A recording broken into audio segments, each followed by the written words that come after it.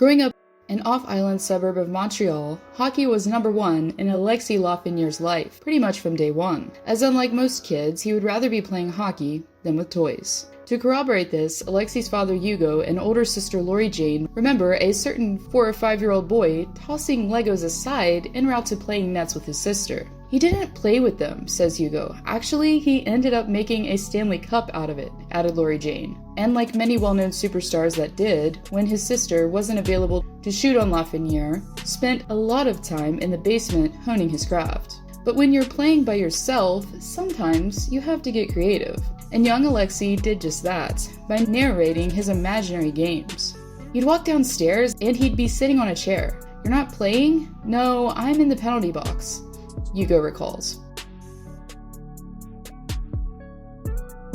Many superstars at the young age of 14 or 15 years old end up leaving home in search of better competition, such as Rimouski alum Sidney Crosby or Patrick Kane, who moved to Detroit to play for the U.S. National Development Team. But for Lafrenière, the forward was fortunate enough to play locally a little longer. Since his home team isn't far from Montreal, minor hockey is more competitive than most surrounding provinces. "I didn't have to leave because minor hockey is really strong in Montreal," Alexis says. "And really, I wanted to play with my friends, people I knew outside the team or from school," he says. And for the Vikings, the AAA midget team that Lafrenière suited up for, they couldn't have been happier to have such a local talent on the roster, as Alexis scored 30 goals and racked up 83 points in only 36 regular season games with the Vikings during the 2016-2017 season.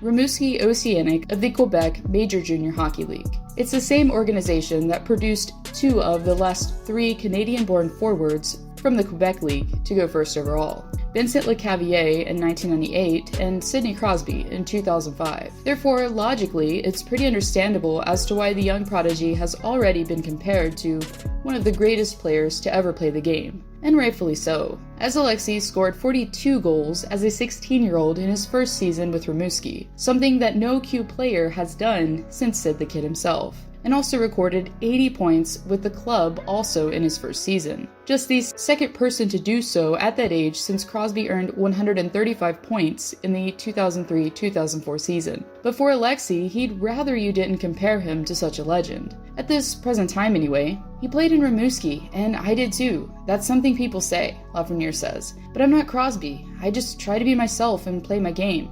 If I can watch Crosby play and do things like he does, for sure, I would try to do it and be better, but I don't think I'm Crosby, he says.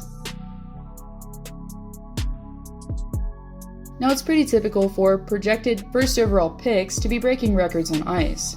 But for Lafrenière, he had the privilege of doing so off the ice as well. As a forward, earlier this year, became the youngest athlete ever to sign a deal with the high-end trading card company, Upper Deck. "This is an exciting time in my career, and I look forward to working with Upper Deck for many more years to come," Lafrenière says.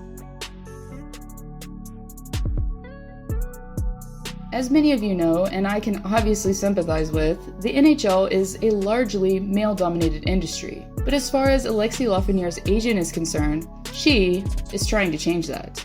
Emily, who is also a lawyer by day, is one of the rare female agents in the league today. A former hockey player herself, who once played college hockey for Niagara University, sees a tremendous amount of potential in her current client. "It's hard to compare him to just one player," she says. "I would put him as a mix of Evgeny Malkin, Leon Draisaitl, and maybe John Tavares. If you put all of those players together, then you get Lafrenière," she says.